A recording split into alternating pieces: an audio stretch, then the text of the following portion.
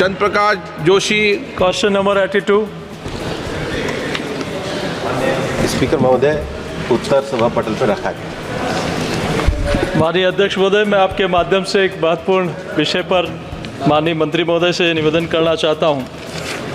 Pollution को लेकर माननीय प्रधानमंत्री जी के नेतृत्व में पिछले 10 वर्षों में कई नवाचार हुए हैं। शहरों और गाँवों में गंदगी को मिटाने और प्रदूषण को नियंत्रण करने के लिए कई नवाचार हुए हैं, लेकिन अभी भी देखा जाता है कि शहरों और गाँव में, कस्बों में कई इंडस्ट्री ऐसी होती है जिसके चाहे भूमि प्रदूषण हो, चाहे वायु प्रदूषण हो, जल प्रदूषण हो, इस प्रकार के एसिड और जो पानी में और नदियों में बहा दिए जाते हैं, पशु वहाँ मरते हैं, आदमी पानी पी नहीं सकता। तो इस प्रकार के प्रदूषण को नियंत्रण करने के लिए सरकार कई बार खेती आसपास की बंजर हो जाती है।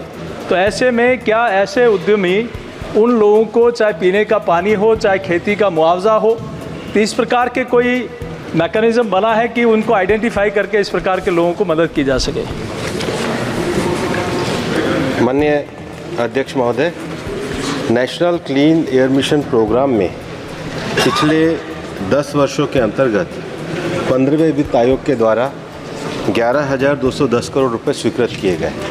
जैसा कि माननीय सदस्य ने प्रश्न उठाया है, यह जो कार्यक्रम है इसके अंतर्गत एयर क्वालिटी, वाटर क्वालिटी और सॉलिड वेस्ट मैनेजमेंट और उसके साथ साथ डस्ट मैनेजमेंट के लिए पैसा उपलब्ध कराया जाता है। जहाँ तक पानी के पॉल्यूशन का विषय है, माननीय सदस्य महोदय ने ये सही विषय उठाया है। हमने जिन 131 शहरों का चुनाव किया है उसको इसी आधार पर किया है कि जिनके विगत 5 वर्षों में एयर क्वालिटी के स्टैंडर्ड नहीं छुए गए हैं, जिसमें सारे विषय शामिल हैं, पानी का भी है, वायु का भी है, सॉलिड वेस्ट मैनेजमेंट का भी है, उसके लिए धनराशि प्रदान की जाती है।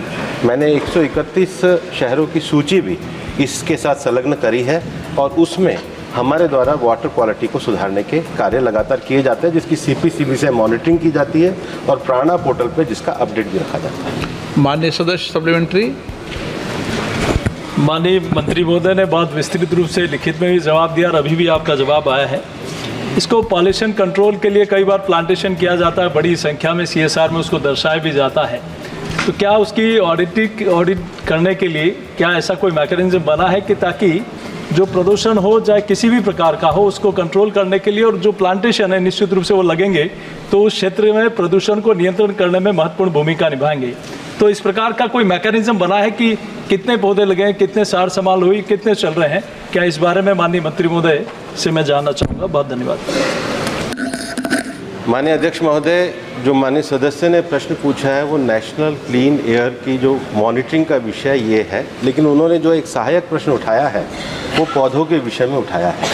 वैसे भारत सरकार में ग्रीन इंडिया मिशन के द्वारा ये कार्य किया जाता है। माननीय अध्यक्ष महोदय, मैं चूँकि माननीय सदस्य ने एक प्रश्न पूछा और एक महत्वपूर्ण विषय आपके माध्यम से सदन के संज्ञान में भी लाना चाहता हूँ कि इस पर्यावरण दिवस पर 5 तारीख को माननीय प्रधानमंत्री जी के द्वारा एक बड़ा इनिशिएटिव एक पेड़ माँ के नाम उसको लागू किया गया और आपके माध्यम से मैंने सारे सांसद सदस्यों को पत्र भी लिखे हैं। हमने जो लोकल DFO है उसको इसका नोडल ऑफिसर बनाया है। चूँकि ये पृथ्वी हमारी माँ के समान है, माँ ही हमको जन्म देती है और पृथ्वी हमको खाने के लिए फूड, एनर्जी, मेडिसिन से लेकर सब चीज़ें देती है। तो मैं आपके माध्यम से आह्वान भी करना चाहूँगा कि एक पेड़ माँ के नाम मिशन है, वो ट्री प्लांटेशन के लिए एक बड़ा कार्यक्रम है और आपके माध्यम से ये सदन भी उसमें सहयोग करे, ऐसी अपेक्षा करते हैं। नहीं, ये तो एक अच्छा प्रयास है कि सभी माननीय सदस्य पर्यावरण के लिए चिंतित होकर पेड़ लगाने के अभियान में सफलता प्राप्त करें।